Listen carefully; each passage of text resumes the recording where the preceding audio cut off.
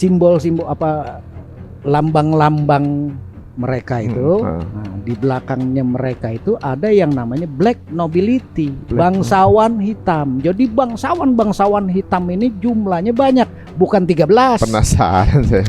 Gimana nggak dibilang elit global coba? Amerika sebenua dia kuasai, Afrika sebenua dia kuasai, Asia sebenua dia kuasai, Eropa bahkan orang-orang Eropa sendiri dia bantai. Nah makanya kita tahu semua nanti yang bener yang enggaknya itu dari mana? Dari Quran.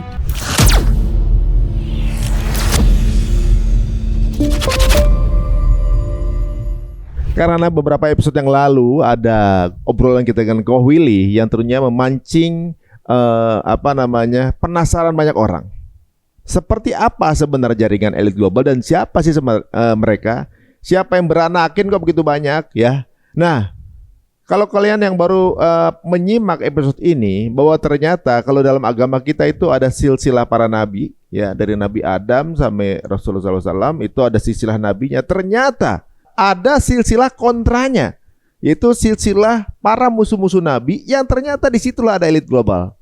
Disitulah ada Namrud, ada Fir'aun, ada kemudian Romawi segala macam sampai elit global. Yang sampai pada kesimpulan bahwa di akhir zaman ini adalah para pengikut Nabi berhadap-hadapan dengan para pengikut mereka yang tentunya juga keturunan-keturunan dari iblis itu dan juga ideologinya. Nah, seperti apa? Langsung kita ngobrol dengan Koh Willy lagi. Assalamualaikum warahmatullahi wabarakatuh. Waalaikumsalam warahmatullahi wabarakatuh. Kita buka lagi diagram Dylan Louis Monroe, teman-teman. Ini bukan seorang muslim, tapi dia membuat diagram silsilah itu untuk yang baru nonton. Mantap di diagramnya, Bang. Ini. Jadi teman-teman bisa langsung search di Google ya. Dylan Louis Monroe map gitu kali ya. Iya. Dylan Louis Monroe aja keluar pasti ya. Jadi ada. Dia ada banyak ya. Ada 3 diagram maksudnya. Oh banyak. Banyak ya. Bisa beli juga di websitenya dia DSMP. Jadi ada yang versi lebih detail dari satu tempat, ada detailin lagi gitu. Betul. Kan. Ya guys, ini ada cara membaca mapnya juga ada. Ada cara baca mapnya nih. Kalau kita yang beli ya. Kalau yang beli dikasih tahu cara bacanya. Dikasih tahu. Tapi ini guys, ini gamblang sih sebenarnya. Bahwa kalau kita ada silsilah Nabi Adam, Idris, Nuh, Soleh, Ibrahim, kemudian Nabi Musa segala macam ya, sampai Rasulullah, ini adalah lawannya. Ini cult of Baal namanya.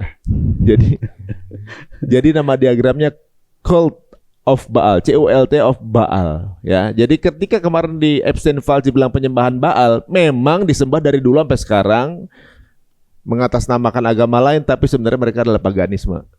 Jadi dari Canaanite, dari suku Kanaan, kesininya ada Namrud, Babylon, kesininya ada Fir'aun, turunan Fir'aun itu Cleopatra ada Kekaisaran Romawi, Judea, lanjut ke ada negara di Vatikan, Knights Templar, Khazar, Swiss. Nah, mulai Mason, Jesuit, Illuminati sampai satu negara yang selalu bikin kerusakan di dunia ya, yang sekarang bikin perang mulu ya. Itulah mereka. Koh, ini kan ketika orang kemudian sambil download sambil ngeliat untuk yang baru mempelajari ya. Ini kan ada silsilah ini nih, ya kan. Sebenarnya elit global itu dari kapan sih mereka menamakan diri elit global? Atau rootsnya dari awal banget deh. Kita mulai lebih rinci lagi atau lebih detail lagi dari awal nih.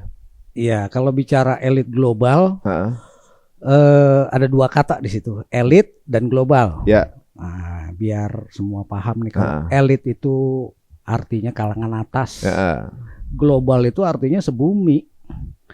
Jadi mereka ini memang kalangan kelas atas yang menguasai bumi hari ini. Menguasai perpolitikan bumi ya. Udah pasti langsung ekonomi masuk. Kalau politik, dari politik ekonomi masuk dong. Semua. Politik, ekonomi, sosial, budaya, teknologi, media. Jadi lagi nguasain ya sekarang ya. Farmasi, kesehatan. Iya. Semua bidang kehidupan manusia mereka kuasai. Oke, jadi mereka adalah para sekumpulan manusia yang menguasai semua aspek kehidupan manusia Betul. seluruh dunia. Betul. Gitu. Iya. Starting pointnya dari mana nih? Jadi kalau kita bicara elit global ini, Ah, mereka nih bukan orang per orang, hmm, bukan kelompok Iya. per kelompok, Ah, tapi mereka jaringan yang sangat luas. hmm. Gitu. Jadi kayak kalau satu kelurahan ada kecamatan, ada hansip, ada segala macam pokoknya. Jaringan yang sangat luas. Hmm. Jadi mereka membangun sistem Hmm. yang sedemikian Hmm. detailnya. Hmm. Nah, jadi kalau bahasa agamanya itu, maka kita seringkali dengan agama lain itu Ya. lakum dinukum waliyadin. Nah.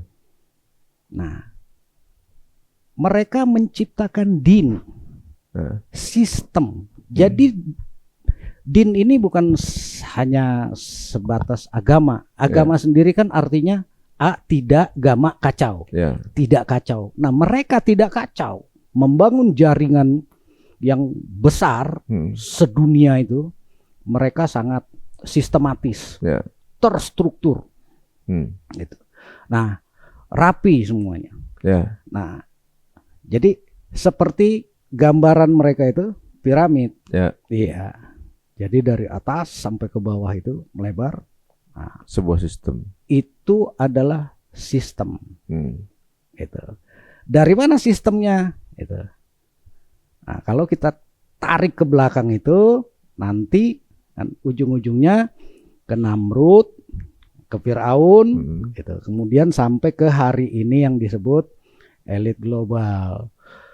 Nah, saking panjangnya perjalanan itu, dan seperti ini, mulai dari Kanaan, kemudian di sini ada Babylon, di sini ada Firaun atau Farao, sini Yudea, Roma, nah, terus turun ke sini, ini memang panjang, gitu. Nah, kita nggak akan paham kalau kita nggak cari informasi lagi. Gitu. Ini hanya peta kronologi. Kita harus cari informasi lagi dari internet, dari buku-buku, dari diskusi. Maka akan ketemu semua garis yang panjang tidak putus sampai ke ujungnya. Gitu. Nanti sampai ke iblis. Jadi ujungnya dari iblis waktu itu kan iblis berjanji atau bersumpah dia akan melalaikan manusia, membuat sesembahan baru. Pokoknya nggak nyembah dia nggak apa-apa, tapi nyembah yang lain selain Allah, ya kan gitu. Kalau di Islam akan melalaikan manusia, membuat manusia lalai, sibuk sama dunia, dan juga memiliki sesembahan selain Allah, gitu kan. Jadi bentuknya banyak agama gitu turun. Iya. Jadi kalau ada teman-teman yang belajar Kabalah umpama. Itu salah satu yang mereka anut. Jadi mereka sih nggak beragama. Jadi semua agama oke buat mereka. Ya. Iya. Asal bukan Islam. Semua mereka masukin. Ada. Semua. Yang penting saya berkuasa, itu aja. Intinya itu. Islam pun nggak ada masalah asal tampuk kekuasaan di tangan mereka. Semua dijadikan kendaraan. Sih. Mau Yahudi, mau Nasrani, mau Islam, Hindu, Buddha, semua agama dijadikan kendaraan. Konghucu, Taoisme, segala macam, semua yang ada termasuk Zoroaster, itu agama orang-orang Persia. Semua agama mereka jadikan kendaraan. Dahsyat. Nah, itulah kekuatan iblis. Dari kan sebenarnya ini terjadi jauh sebelum. Ya maksudnya dari zaman Nabi Ibrahim, dari zaman Nabi Firaun, kan ini jauh sebelum Nabi Muhammad kan. Jauh. Mereka udah menyusun itu jauh sebenarnya.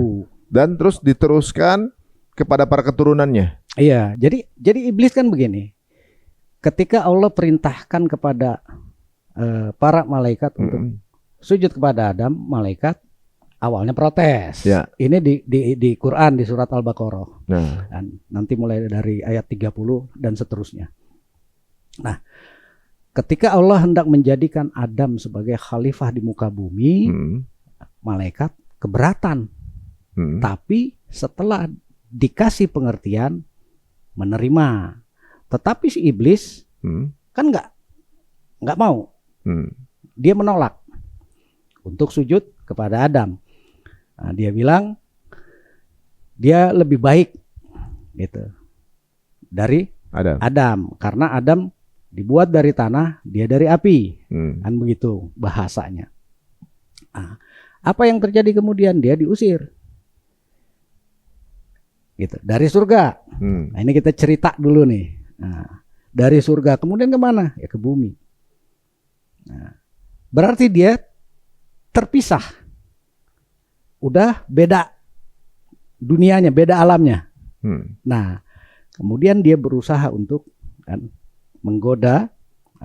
Akhirnya tergoda juga nih. Adam akhirnya juga turun. Nah, kita udah bicara di bumi sekarang. Nah, apakah si iblis bisa kembali ke Allah? Nggak bisa. Karena udah diusir. Cuma kan dia minta ditangguhkan. Untuk menyesatkan anak cucu Adam sampai akhir zaman. Nah, dia nggak bisa kembali, mau kemana? Nah, iblis secara bahasa itu artinya putus asa. Oh, bahasa Arab ya, ablasa. Nggak bisa pulang udah. Terus ngapain? Ya udah jadi Tuhan aja di sini. Nah, itulah yang dilakukan Namrud, itulah yang dilakukan Fir'aun. Oh, jadi iblis kalau dalam bahasa Arab itu kata dasarnya itu adalah putus asa, guys. Putus asa. Maka iblis, terus ada root katanya lagi balas. Iblis balas. Namrud artinya pemberontak. Namrud ini di dalam sejarah umum itu nggak ada namanya. Nama Namrud itu ada gelarnya. Ada di kitab suci di Perjanjian Lama, di Injil di Perjanjian Lama, gitu. Nggak ada disebut. Di Quran pun nggak disebut Namrud, gitu. Nggak ada Namrud di Quran. Jadi di buku-buku sejarah Namrud nggak ada. Dia ada di kitab suci. Gitu. Makanya dalil Luis juga bukan Muslim kan yang bikin? Bukan. Nah, Namrud artinya pemberontak. Nah, kayak Fir'aun. Fir'aun itu artinya rumah besar. Gitu. Nah, Fir'aun itu banyak.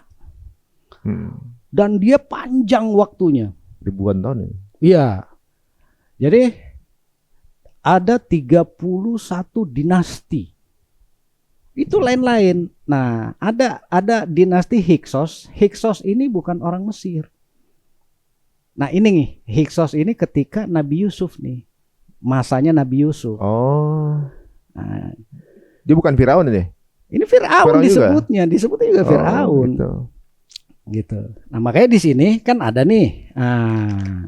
Ini Farao, ini Hyksos. Hyksos jadi di tengah. Iya, nah Hyksos dia masuk ke dalam diagram itu tuh. Masuk. Di sini ini Hyksos. Jadi Nabi Yusuf dulu karyawannya Hyksos. Iya. Jadi salah satu menteri ya. Iya. Menteri keuangan lah. Iya, yang kemudian dia difitnah dengan istrinya Hyksos.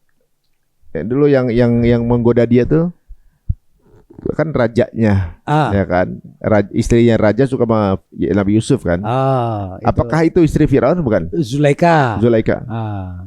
Itu episode yang berikut. Ya, okay. Nah, nanti ini salah satu dari dinasti. Sampai 31 dinasti, kemudian kan datang orang Yunani. Orang Yunani kemudian menguasai Mesir. Ini pun disebutnya Firaun. Jadi dinasti Ptolemy ini, Cleopatra salah satu ininya. Kan Firaun juga Cleopatra. Iya. Kemudian dikalahkan oleh Roma. Iya. Nah, jadi ini masih Firaun. Gitu. Disitulah awal mula bahwa keturunan dari Romawi adalah juga keturunan Firaun. Nah, jadi Kalau ngomong Firaun begini, ada Firaun Akhenaten namanya. Akhenaten ini termasuk salah satu Firaun yang radikal. Iya. Yang ada di film Mumi itu, Akhenaten. Iya, jadi pada masanya dia, dewa-dewa yang banyak itu kan, dihapus. Hanya boleh satu. Apa tuh? Ra. Oh, yang logonya burung. Dewa matahari. Iya. Dewa matahari. Nah, Ra ini jadi satu-satunya dewa di zaman Akhenaten. Itu. Nah, kemudian ketika dia dijatuhkan, nah, ya orang-orangnya kan banyak, namanya kerajaan. Nah, ada birokratnya, ada pegawainya, ada keturunannya, jadi macam-macam nih. Nah, kemana mereka? Kan terusir, menyebar menjadi diaspora kan begitu. Nah, kemana? Ya ke Eropa. Nah, Ra ini kan dewa matahari. Nah, kita lihat ini kelanjutannya.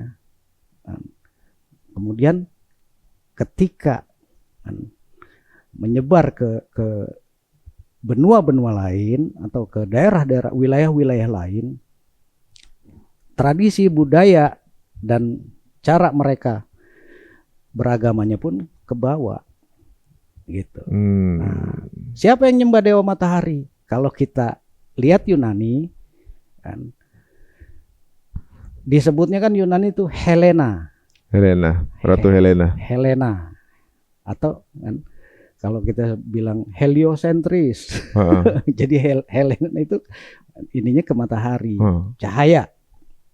Nah, Romawi juga begitu, Sol Invictus. Nah, kan gitu. Ada di uang dolar itu kan ada? Uang dolar bukan itu ya? Bukan. Uang dolar itu itulah bahasanya susah. Jadi nanti itu kita bahas sendiri. Kita bahas sendiri. Nah, jadi terus nih sampai hari ini kita lihat elit global yang hari ini. Mereka masih menggunakan gitu atribut-atribut Mesir kuno. Jadi kan apa nih, saya salah sedikit ya. Di zaman itu kan memang ketika Firaun runtuh kemudian berjaya Romawi tuh. Setelah Firaun ya, yang berjaya kan Romawi tuh di dunia. Gini. Jadi urutannya gini. Kita bicara Babylon. Kalau bicara Babylon itu ada Babylon baru itu zamannya Nabopolassar. Ini bapaknya Nebukadnezar. Ah, ini Babylon. Ya, bukan Babelnya Namrud. Ini jaraknya jauh. Ya. Ah, jadi Nebukadnezar inilah yang menyerbu Yerusalem, yang kemudian membawa orang-orang Yerusalem ke Babylon. Ini tahun 600-an sebelum itu yang dia dianggap menghancurkan first temple itu dia. Ya, betul. Oke. Itu. Yang menurut kepercayaan Yahudi bahwa mereka yang menghancurkan bait suci pertama yang menghancurkan Nebukadnezar. Itu sekitar tahun 600-an sebelum. Boleh nyambung nih kita nih kayaknya nih. Sebelum Masehi. Oke. Nah, dari sini nih. Itu kan salah satu kalau di agama Kristen itu kan ada Nabi Daniel. Ya. Nah, ini salah satu yang dibawa nih dari Yerusalem ke Babylon. Dalam Islam juga ada Nabi Daniel. Iya. Nah kemudian Nabi Daniel itu kan diminta untuk menafsirkan mimpi dari Raja Nebukadnezar. Nah, itulah disampaikan. Jadi urutannya itu valid dengan nubuatannya itu valid. Itu. Jadi yang pertama itu Babylon kemudian dikalahkan oleh Persia. Ya. Persia dikalahkan oleh Yunani. Yunani itu dikalahkan oleh Romawi. Romawi. Nah, kita lihat nih. Di Mesir, Firaun juga dikalahkan Romawi. Mesir itu dikalahkan oleh Yunani. Makanya jadi ini. Ada dua jalur ya. Babylon, Nebukadnezar. Nebukadnezar kalian Yunani. Persia, Cyrus the Great. Gitu. Cyrus the Great. Kalau orang barat tuh nyebutnya Cyrus the Great gitu. Nah, kemudian Yunani, Alexander the Great. Ya. Nah, belakangan baru Romawi. Nah, ini udah diramalkan oleh Nabi Daniel, gitu, bahwa nanti, gitu, setelah periodenya Nebukadnezar yang disimbolkan dengan emas, gitu, nah, yang berikutnya itu perak. Siapa nih? Persia. Kemudian perunggu. Siapa nih? Yunani. Kemudian besi. Nah, ini baru Romawi. Setelah Romawi apa? Nah, disebut di situ besi dan tanah liat, gitu. Siapa tuh besi dan tanah liat? Nah, inilah kemudian jadi keturunannya mereka. Nah, jadi itu buahnya Nabi Daniel tuh. Iya. Selesai itu sampai Romawi runtuh, Romawi Barat kan jatuh di tahun 476 Masehi. Ya. Jadi sebelum Nabi, belum Nabi lahir nih, jauh nih. 476 Masehi itu Romawi Barat jatuh. Romawi Timur udah ada di Istanbul, Konstantinopel udah ada, udah berdiri. Nah, tapi Romawi Barat yang sebagai pusat awalnya, nah itu udah runtuh di tahun 476. Nah, disinilah kemudian kan mulai mereka masuk ke Dark Age, abad kegelapannya Eropa. Nah, terpecah-pecah menjadi kerajaan-kerajaan kecil.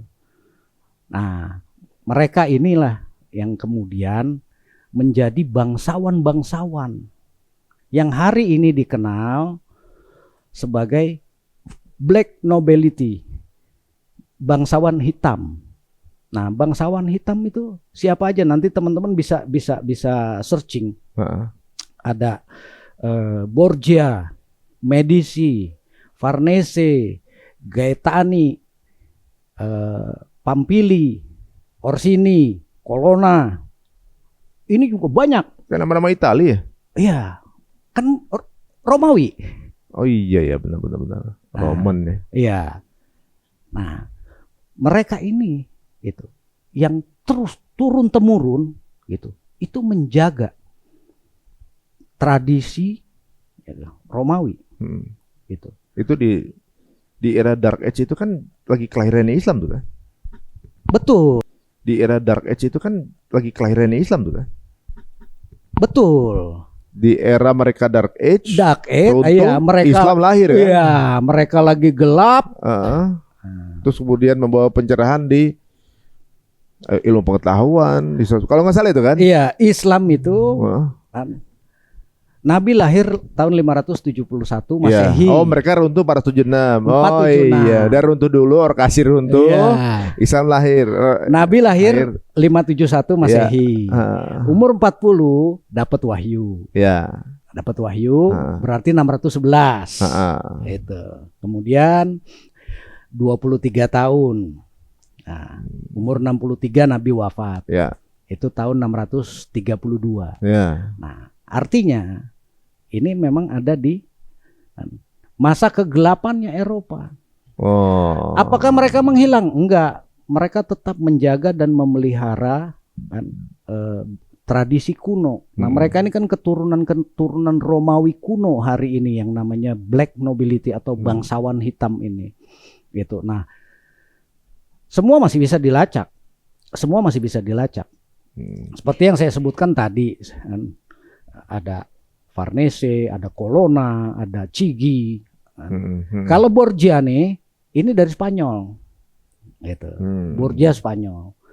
Nah, kemudian juga ada kaum borjuis itu di situ dong. Ya, ada Breakspear, ini dari Inggris. Nah, jadi bangsawan-bangsawan hitam ini, kemudian mereka menguasai Roma, kemudian menjadikan anak-anak mereka, keluarga mereka, saudara mereka untuk jadi paus. Oh, mereka yang kriat itu. Nah, tahun berapa itu? Nanti di sini itu ada beberapa. Nanti di sini disebutnya mereka papal bloodline. Kalau di sebentar kok. Jadi paus sendiri juga lahirnya udah ratusan tahun setelah Yesus meninggal dong. Iya. Jadi bukan originally memang ajarannya Yesus, misalnya karena dia sahabatnya terus kemudian jadi paus gitu. Enggak, bukan. Oh, enggak. Itu dilantik ratusan tahun setelah meninggal dong. Iya, jadi memang itu perjalanannya panjang. Jadi kalau bicara patriark, itu kan awalnya ada 5. Jadi ada di Yerusalem, ada di Iskandaria, ada di Antioquia, ada di Konstantinopel, ada di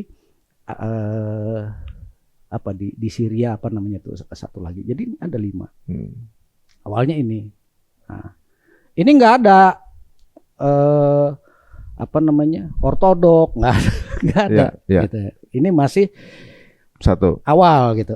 Jadi ada 5. Nah, kemudian kan terjadi perpecahan. Kemudian jadi banyak denominasi. Dalam perjalanannya, ini belum nih. Dalam perjalanannya kemudian Romawi jadi melegalkan apa tuh? Agama Kristen yang tadinya nih dikejar-kejar, dibunuh gitu ya. Dibunuh. Nah, jadi ya kalau bahasa politiknya mereka dianggap sebagai apa? Subversif. Radikal gitu, radikal. Jadi sebelum Islam lahir justru yang diburu adalah Kristen. Oleh Romawi. Iya. Karena mereka menyembah pagan. Iya. Kemudian Kaisar Konstantin melegalkan itu. Bahkan dia, nah ini masih simpang siur apakah dia masuk Kristen atau enggak gitu. Tapi yang jelas Kristen udah dibolehin. Di era itu ya. Iya. Nah, kemudian di tahun 325 itu diadakan konsili di Nikea atau Nisea gitu. Nah, ini datang patriark untuk menentukan gitu. Kristen ini seperti apa sih? Oh, jadi bentukan Kristen bukan dari kitabnya, makanya langsung dijadiin ini. Mereka ini antar manusia berdiskusi untuk menentukan Kristen seperti apa, bukan dari kitabnya begini, ayo kita lakukan kayak gini. Enggak. Kalau dalam Islam kan gini, semua peraturan dalam Islam itu kan harus diambil dari sunnah dan hadis. Sunnah, Quran dan hadis. Nggak boleh keluar dari situ kan? Iya. Kalau ini kan banyak apa namanya, banyak kepentingan, penafsiran dari apa namanya, berbagai pemukanya gitu. Jadi Tuhan ini ya, kalau bahasa kita nih apa nih, Tuhan 3 gitu kan. Jadi nanti ini di kalangan Kristen itu ada pengikut Arian. Ya, Arian tuh kayak white supremacist ya, kayak pengikut Arian, ada pengikut yang lain. Nah, ini akhirnya si apa namanya, yang lebih menguntungkan kepentingan Romawi yang mana? Oh, jadi dari dulu udah menguntungkan kepentingan elit lah. Itulah yang diambil. Nah, tapi setelah tahun 325 itu justru malah kesananya kan malah Romawi merosot. 476 dia runtuh. Nah, setelah dia runtuh, orang-orang Romawi ini kemana? Nah, mereka menyebar, tetapi tetap memelihara tradisi budaya Romawi lama. Nah, keturunan-keturunannya inilah kemudian sampai sekarang eksis. Begitu. Tapi kan di era setelah Nabi itu kan lama itu kan dikuasai Islam 3/4 dunia sama kerajaan-kerajaan Umayyah, Abbasiyah itu kan lahir di era-era itu. Kemana dia? Ilmuwan-ilmuwan di era itu kan. Kemana dia? Ya udah mendem. Di era. Jadi gini. Ketika mereka sedang dalam posisi turun, Nabi lahir membawa risalah akidah yang lurus ya kan? Ya. Itu kemudian dari sahabatnya para kerajaan-kerajaan berikutnya itu berkuasa di dunia 1300 tahun. Iya. Merekanya mendem di bawah. Jadi gini, kekhalifahan Umayyah setelah Nabi wafat ini kan masuk melalui Spanyol, Gibraltar. Jabal Torik. Jabal Torik itu jenderalnya tuh Jabal Torik jadi Gibraltar. Masuklah ke bumi Spanyol. Andalus. Nah, Andalus ini siapa yang berkuasa? Yang berkuasa itu Visigoth. Ini bangsa Gotik. Asal dari situ Gotik. Visigoth ini West Goth. Ini Goth Barat. Gitu. Semenanjung Iberia. Ini Goth Barat. Jadi ada Visigoth, ada Ostrogoth. Kalau Ostrogoth itu di Eropa Timur. Gitu. Nah, inilah yang ditaklukkan oleh Tariq bin Ziyad. Tahun 800 begitu mau nembus Prancis dipatahkan oleh Karel Martel. Itu pucuk idolanya itu white supremacist tuh, Martel. Ya kan? Senjatanya martil. Iya. Martel tuh martil. Oh ya Allah. Karel Martel. Nah, itu kakeknya Charlemagne. Charlemagne inilah yang kemudian jadi kaisar Holy Roman Empire. Jadi beda nih. Roman Empire dengan Holy Roman. Beda ya? Udah beda. Jadi kalau Holy Roman Empire ini hampir di Eropa itu hampir nggak ada yang mau jadi kaisar. Kenapa? Ya kayak kaisar-kaisaran gitu. Bukan kaisar Romawi soalnya.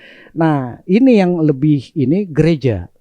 Kekuasaannya lebih dominan itu gereja. Gitu. Jadi mereka hanya sebagai pemersatu, simbol aja. Simbol pemersatu kerajaan-kerajaan yang banyak di Eropa. Sama kayak Indonesia juga banyak raja-raja itu kan. Banyak. Tapi sekarang udah nggak diakuin, maksudnya nggak dianggap lah. Jadi setiap tahun ada pertemuan para raja di Indonesia. Ya tapi kayak bukan raja. Iya. Kayak reuni. Reuni. Jadi seperti itu. Jadi kekuasaan yang enggak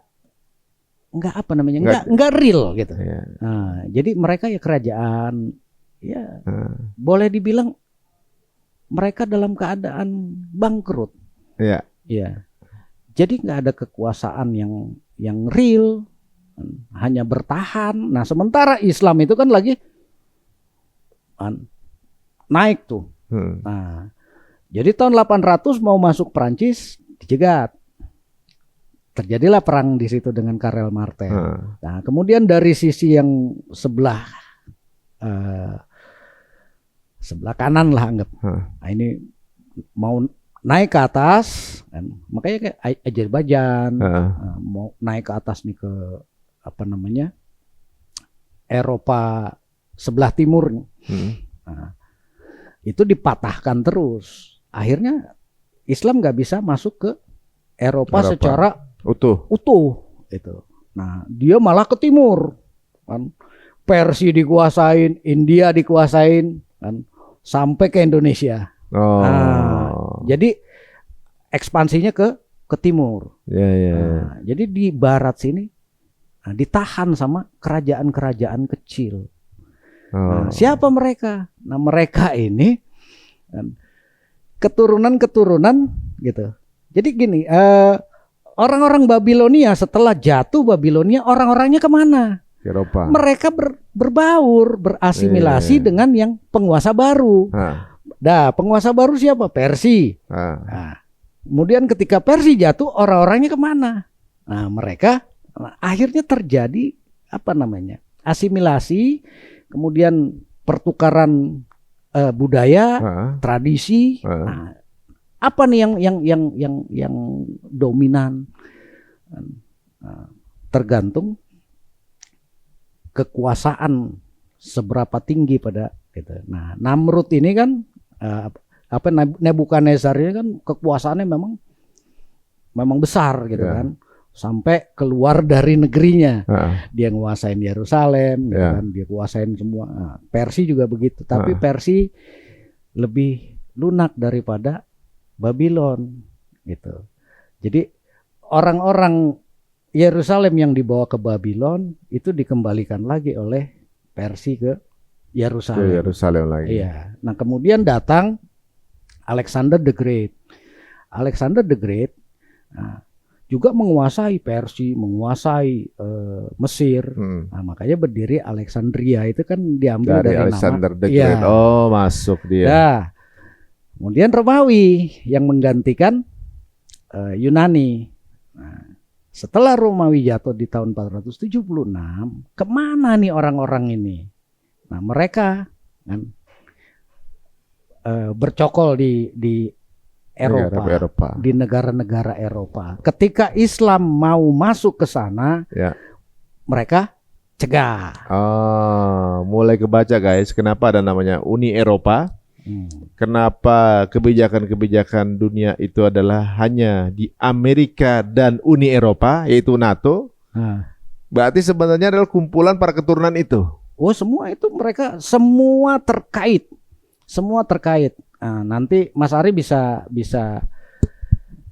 cari. Jadi simbol-simbol, mereka kan mainnya simbol nih. Simbol, kita main simbol.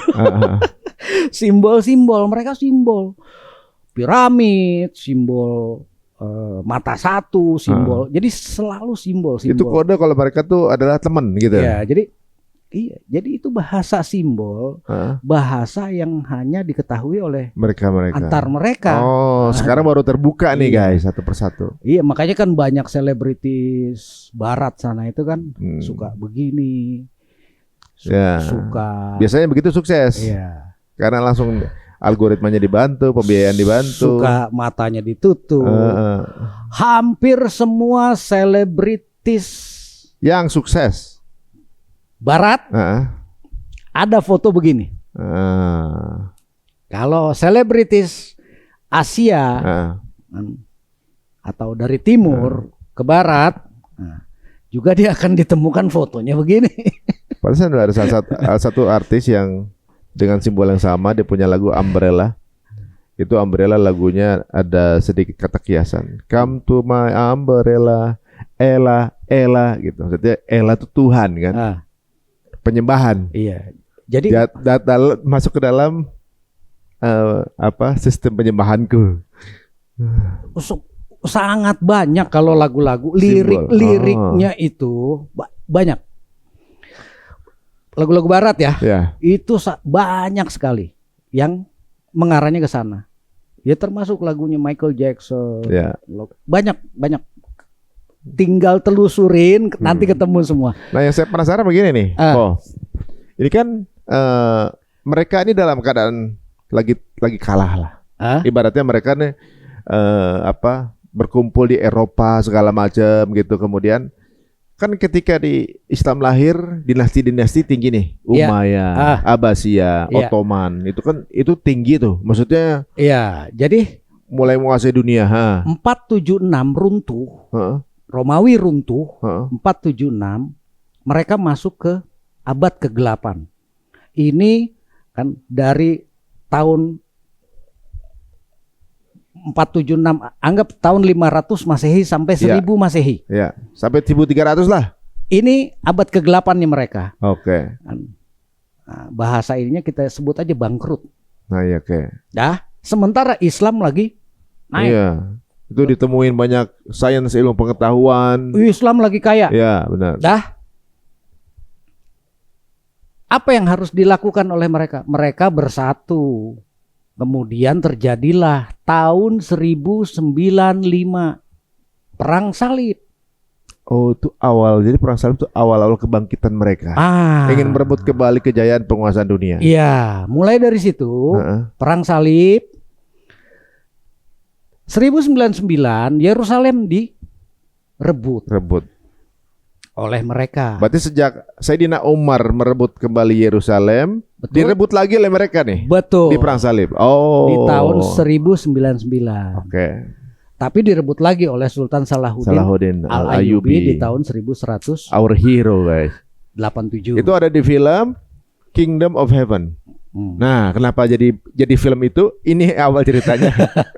Nah, kemudian terjadi perang-perang yang berikut, ya, sampai perang salib yang ke-9. Nah, nggak pernah menang lagi, menang cuma 1 kali ketika merebut Yerusalem itu tadi. Jadi mereka sebenarnya jarang menang. Nggak. Menangnya sekali, kerebut lagi sama Salahuddin. Kita kadang di situ beranggapan bahwa Islam menang. Padahal kalau kita perhatikan lagi, mereka melahirkan yang namanya Knight Templar.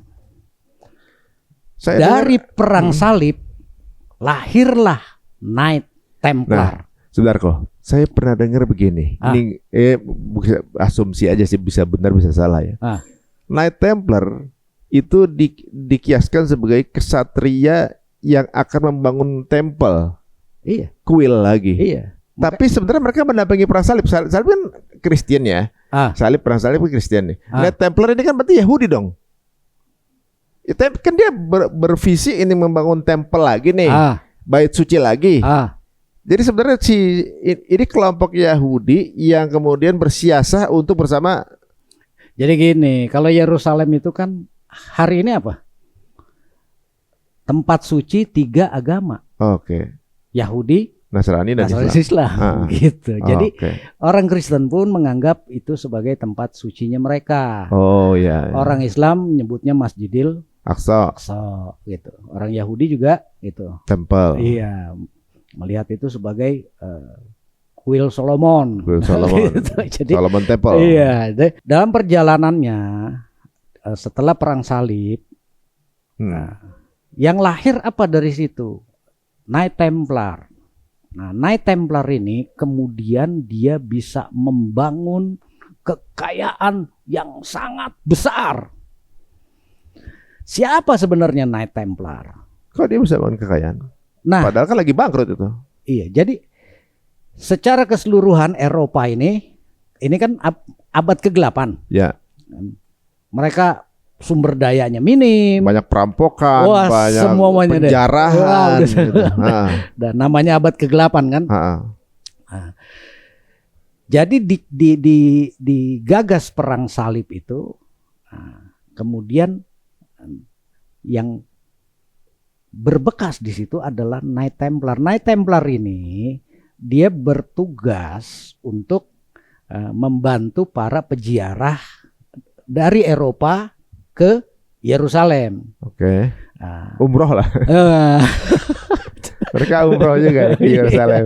Iya, umroh. Soal di sana ada namanya Church of Holy Sculpture. Ya kan? Iya, umroh lah. Umroh ya. Nah, dalam perjalanan kan keamanannya kan nggak terjamin. Ya. Ada perampokan, ada kejahatan. Jadi diamankan oleh Knight Templar.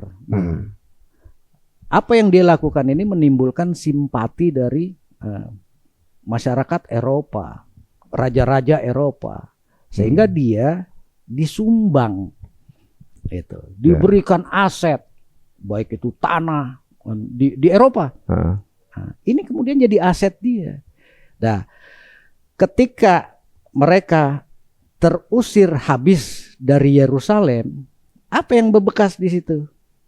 Knight Templar kaya raya, udah kan? Nah, Knight Templar tahun 1307 ini diberangus oleh Raja Prancis, Raja Philip keempat, dapat dukungan dari Paus. Nah, tapi apakah habis Knight Templar. Enggak. Dia sudah mengumpulkan asetnya atau bercokol di Swiss. Kemudian juga di Skotlandia.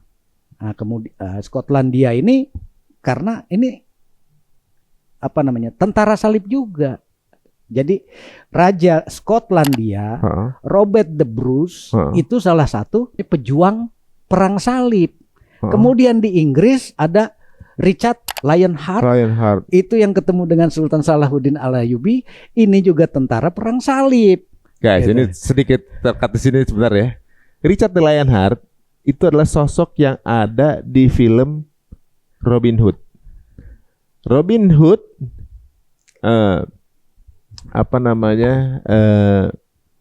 itu adalah sebenarnya kisah di Inggris. Hood-nya sih sebenarnya itu adalah penyebut Salahuddin.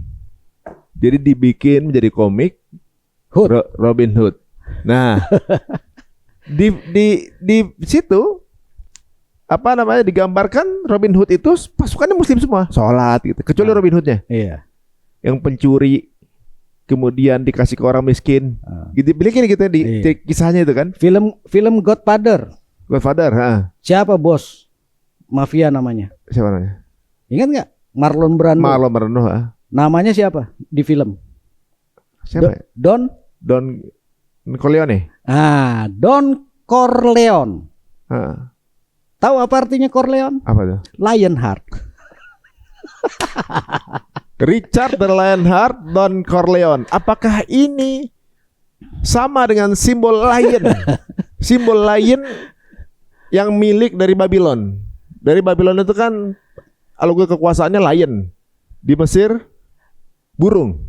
Ada urutannya gitu. Oh, itu pasti nanti kalau Nanti kita bahas ya. ditelusurin ketemu semua. Oke. Gitu. Tadi sampai Richard Lionheart tadi.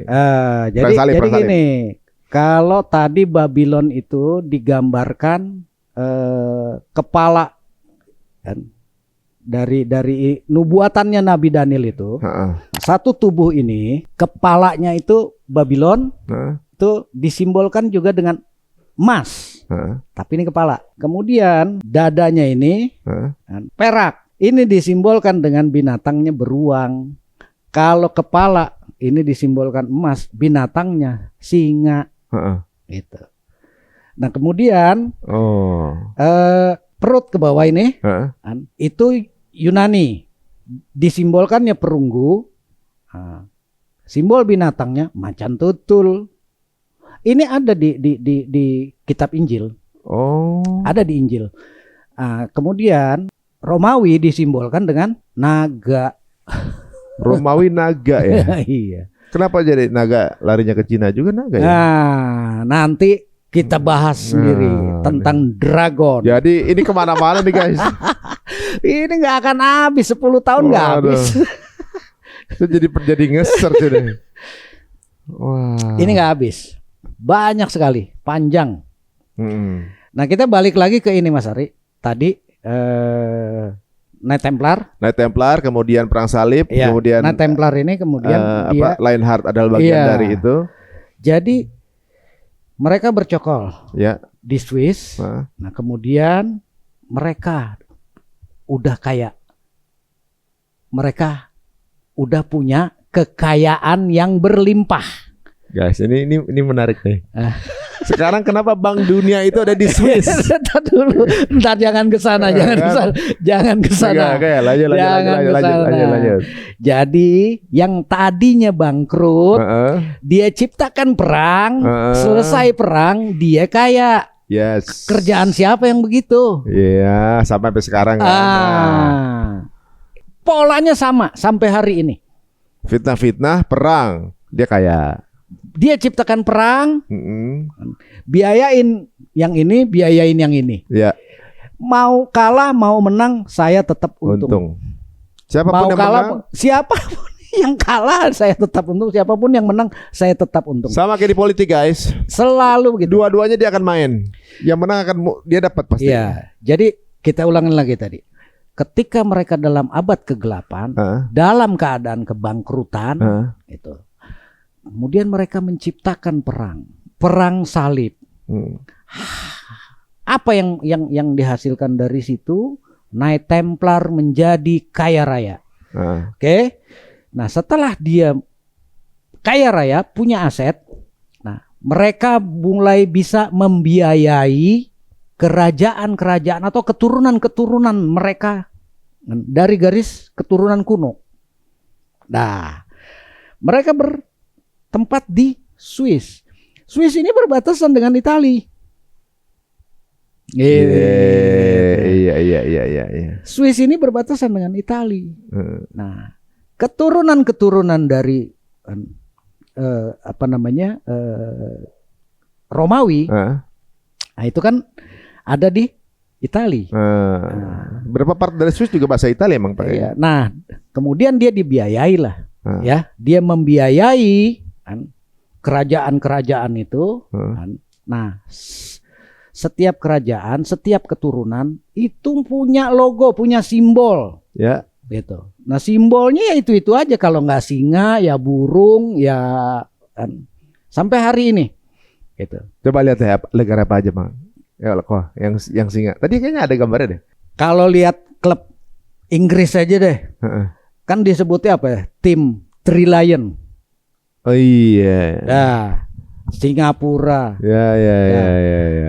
Negara-negara persemakmuran, singa logonya. Commonwealth itu logonya singa. Iya. Berarti keturunan dari terakhirnya politiknya Namrud dong lo. Ya, nanti ininya garis ininya ke Namrud.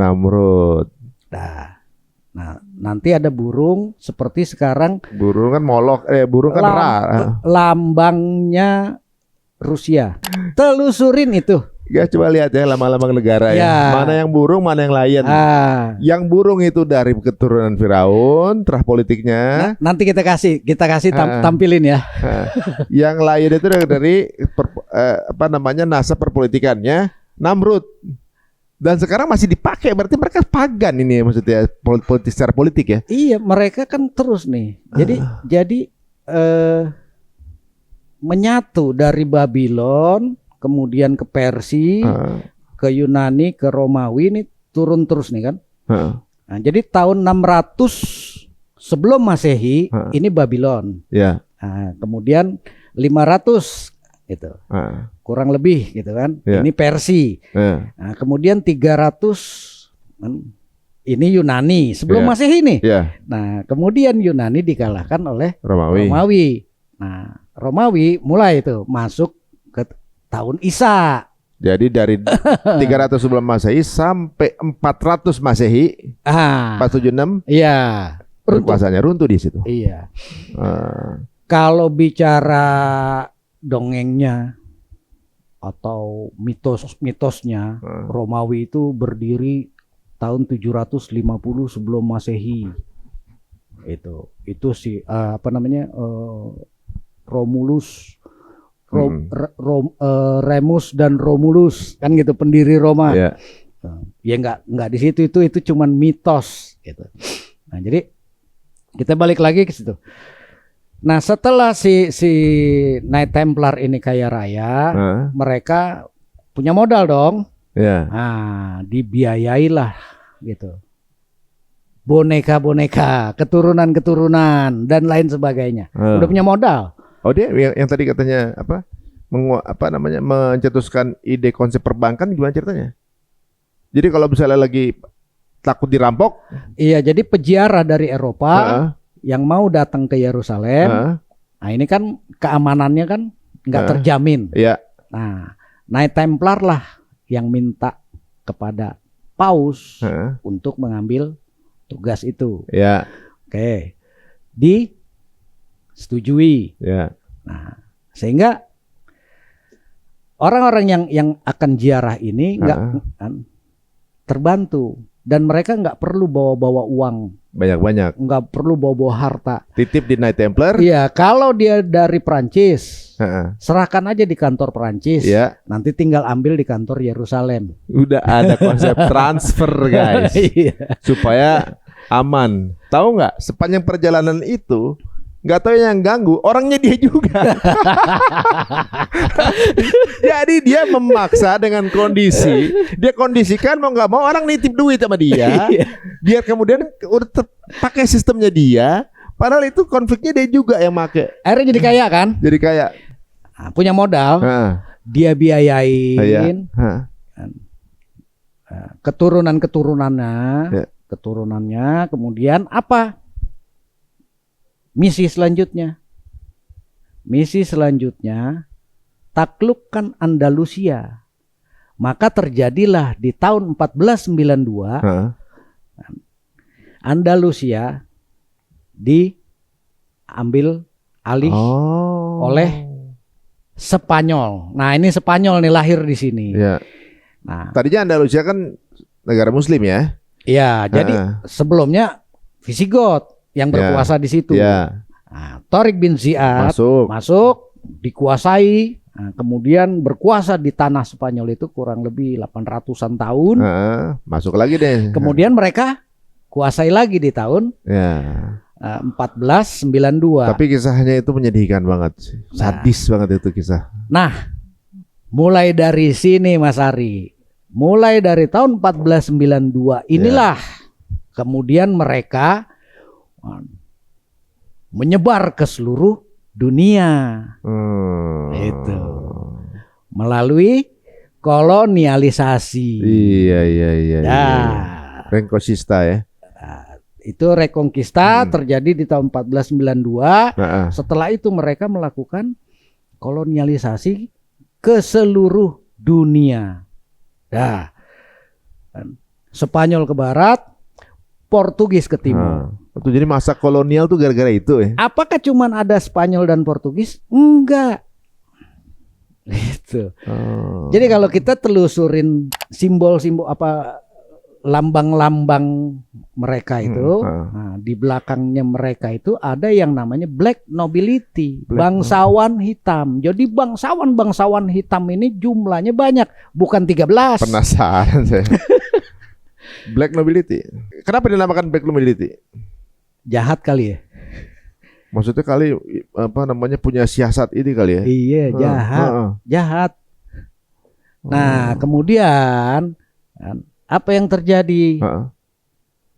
Penguasaan tanah di seluruh dunia. Amerika dikuasai oleh mereka.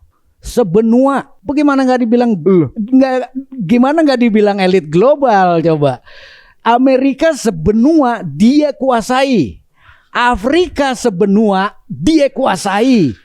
Asia sebenua dia kuasai. Eropa, bahkan orang-orang Eropa sendiri dia bantai. Kalau orang tahu Holocaust, ada yang namanya Holodomor, itu orang Eropa dibantai. Kalau Holocaust 6 juta, Holodomor itu 10 juta kan lebih banyak. Holocaust itu kan katanya orang Yahudi dibantai sebanyak 6 juta orang, digas. Ada, padahal apa? Faktanya nggak ada. Holodomor itu di belakangnya ada Yahudi juga. Jadi nggak usah ngomong Yahudi. Iya, elit global ini kan? Yahudi ini semua kendaraan. Iya, si elit global dia ini. Dia mau jadi Yahudi dia mau jadi Kristen dia mau jadi Islam dia. Jadi mereka sekarang ini lebih menggunakan Kabalah. Kabalah ini beda. Ya. Jadi makanya kesannya mereka Yahudi. Gitu. Jadi Kabalah ini ininya dari Taurat. Inspirasinya dari Taurat. Tapi dia udah membuat sendiri jadi. Buat sendiri. Kitabnya Zohar. Kitabnya Zohar.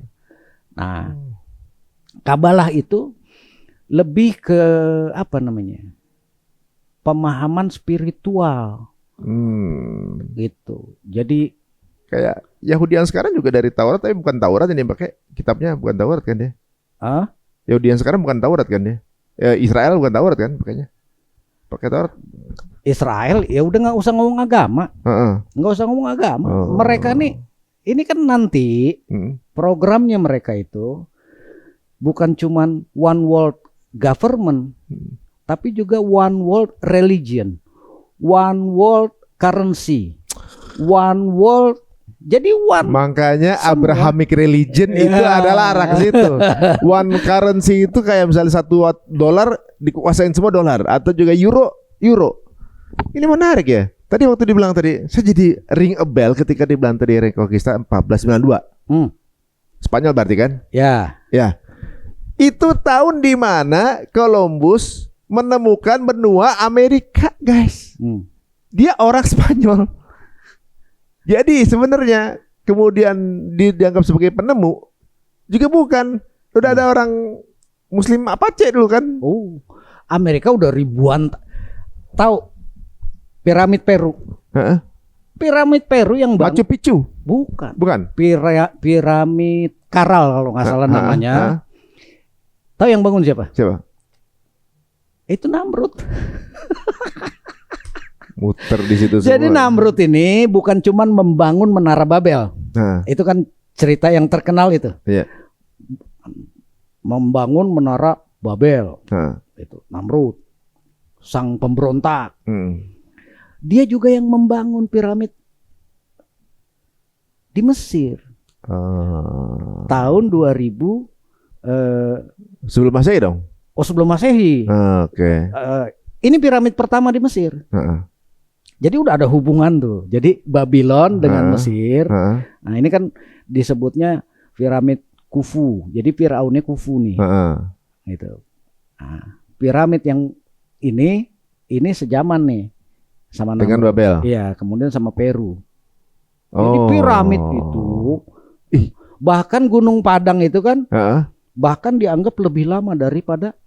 Bisa jadi, jangan-jangan itu sebuah formasi lagi ya, sebuah formasi yang kita nggak tahu nih zaman sekarang. Nah, makanya kita tahu semua nanti yang benar yang enggaknya itu dari mana? Dari Quran. Quran juga ngasih tahu mereka itu udah bikin bangunan-bangunan yang lebih hebat dari lu. Mereka punya perabotan-perabotan yang lebih bagus dari lu. Nah, tahu dari mana kita? Dari Quran. Nah, masalahnya percaya apa enggak sama Quran? Gitu. Jadi kalau dipanggil ya ayyuhalladzina amanu, hai orang-orang yang percaya, itu artinya. Jadi ngerti dulu bahasanya nih. Iya. Ini menarik guys. Percaya apa enggak gitu sama Quran. Ini gitu. Puzzle-nya mulai kebentuk nih guys ya. Jadi setelah 1492 Reconquista ini, apakah dari sejak saat itu kemudian lahir bangsa kan Illuminati lah? Nah, kita geser lagi. Kita berangkat lagi, bergeser lagi 1492. Kemudian mereka melakukan kolonialisasi ke seluruh dunia. Columbus juga 1492 datang ke Amerika. Ya. Tetapi Magellan aja juga datang ke Magellan loh. Berarti Indonesia dong. Oh iya, datang ke sampai ke Filipina. Kita dijajah 350 tahun. Iya. Itu dia udah tahun 1492 ya. Aduh, coba saya cek dulu. Kapan pertama kali Portugis masuk ke Malaka 1511. Kemudian masuk ke Sunda Kelapa, terjadi perang kan? Karena diminta nih sama Pajajaran. Penguasa Sunda, Pajajaran minta kepada Portugis supaya gitu kan. Portugis datang, ini Demak nih. Demak udah berdiri, udah berkuasa. Demak berdiri tahun 1478. 1478. Datang si Portugis 1527. Maka Demak mengutus Fathahillah. Dihajar sama Fathahillah, Portugis kalah. Itulah jadi ulang tahun Jakarta. Tahun 1527. Guys, Jakarta bahkan lebih tua dari Indonesia loh guys. Ya kan? 1527 sebelum ada Indonesia Jakarta udah. Kemarin baru ulang tahun 22 Juni. 1527. Oh, benar. Nah, sedangkan Belanda baru mengutus Cornelis de Houtman itu di tahun 1598 dia datang. Nah, kemudian bisa masuk di tahun 1602. Ah iya benar. 1596. Hampir 100 tahun kan? Heeh. 1511 Heeh. sama 1602 kan hampir Iya, 100 tahun. benar. Jaraknya jauh. Heeh. Jadi Belanda ini belakangan, Inggris belakangan. Iya. Mereka selalu ganti pemain. Oh. Maksudnya hebatnya gitu, walaupun keturunannya Padahal dia juga. ya. Tapi yang ngasih tarbiyah siapa sih? Itu. Dia kayak punya coach yang punya tujuan harus itu. Siapapun keturunannya harus fokus sama tujuannya. Ini kayak coachnya kayak nggak pernah mati nih. Jangan-jangan aja lagi. Iya. Nanti kita bahas berikutnya. bahas lagi. Nah, dari mana dia bisa begitu? Nah, itu kalau ngomong takwa itu begitu tuh. Ya. Gitu. Kalau secara umum takwa itu kan menjalankan perintah, menjauhi larangan. Takwa itu konsisten. Mereka iya benar juga. jadi Konsisten. Iya. Mereka lebih istiqomah dibanding orang Islam. jadi mereka bertakwa dalam artian mereka. Gitu. Nah, kita beriman aja enggak, apalagi bertakwa. Kita ikut permainan mereka, gitu kan? Gitu. Apakah kemudian ini kan setelah 1492 nih, kemudian terjadi kolonialisme ke beberapa tempat di seluruh dunia. Apakah itu kemudian yang menguasai itu adalah siapa tadi ya, bloodlines itu? 13 bloodline itu. Nah, setan itu kan nggak kelihatan. Gitu. Mereka ini kalau hari ini disebutnya deep state. Shadow government. Kagak kelihatan. Iya. Ada nggak mereka? Ada. Cukup mengendalikan saja. Siapa aja sih 13 bloodline ini yang populer zaman dulu? Black nobility. Medici, Pampili, Gaetani, Orsini, Farnese, apalagi susah. Banyak. Tapi Rothschild nggak masuk, Rothschild. Entar dulu, belum ke situ kita nih. Eranya beda. Nah, ganti pemain. Oh. Pemain udah beda. Itu dah. Kemudian mereka mendirikan yang namanya Freemasonry. Ketika tahun berapa tuh dia? Portugis selesai, Spanyol selesai. Siapa yang main? Yang main selanjutnya Secret Society. Itu dia si elit ya. Secret Society. Tahun 1717 berdiri Freemasonry di London, Inggris. Bukan di Jenewa ya? Bukan. Di London, Inggris. Apakah Freemasonry baru berdiri tahun 1717? Enggak. Dari sebelumnya udah ada, cuma baru pelantikannya itu. Iya, bahasa ininya lah, deklarasi lah. Kemudian berdirilah Grand Lodge of England di London, di Inggris. Itu 1717. Oke. Nah, apa yang dilakukan? Mereka membangun jaringan di seluruh dunia. Di mana di dunia yang nggak ada Freemasonry pada saat itu? Ada. Di mana? Di mana-mana. Mas Ari datang aja ke makam Prasasti, Taman Prasasti, apa namanya? Museum Prasasti. Museum Prasasti. Lihat aja. Iya. Logonya itu. Iya. Kita pernah. Ada makam orang-orang Belanda. Itu kan? Lihat aja di situ. Tahunnya tahun berapa? Iya, waktu itu kita ada juga tahun 17 sekian. Tahun 17 sekian berdirilah lodge Freemasonry di Jakarta, di Bandung, Surabaya, Semarang, Probolinggo. Bahasa Indonesianya loji ya. Jadi berdiri itu loji itu. Di Aceh ada loh. Semua ada berarti. Bayangin coba, di Aceh ada. Di Padang ada. Loji. Loji Freemason. Ngeri. Dah. Tahun 1776 berdiri Illuminati. Nah, di sini yang namanya New World Order mulai gemakan di situ. Oh, Illuminati simbolnya apa? segitiga. Mata satu. Iya. Itu. Jadi New World Order bahasa itunya adalah Ordo Annum. Hah? Ordo Annum. Yang ada di dolar tuh. Novus Ordo Seclorum. Novus Ordo Seclorum. New World Order kalau New bahasa World Order. Inggrisnya tatanan dunia baru. Jadi uang dolar aja itu adalah bagian dari si Secret Society ini, bagian Nah. dari keturunan orang-orang ini nih, penguasa dunia. Secret Society ini dia udah tinggal bagaimana mengelola. Sebelumnya ini kan kolonialisme nih. Nah, Ketika Inggris, Belanda, Spanyol gitu, Prancis, Portugis, mereka kan menjajah negara-negara di seluruh dunia nih. Udah ditaklukin yang bermain Secret Society. Ya gitu. Freemasonry, Illuminati, kemudian ada Fabian Society. Ini banyak nih, nanti belakangan itu jumlahnya bukan ratusan lagi, bisa ribuan yang namanya organisasi rahasia. Ini guys, kayaknya harus ada episode berikutnya nih guys. Ini penasaran, ini udah mulai nyentuh-nyentuh ya. Nanti kita akan ungkap guys ya. Karena berarti New World Order, Ordo Annum di Indonesia jadi Orde Baru. Ya kan? Setelah Freemason. Freemason nih kalau hari ini udah barang tua. Udah jadi usang ya. Udah jadi old school. Apa namanya?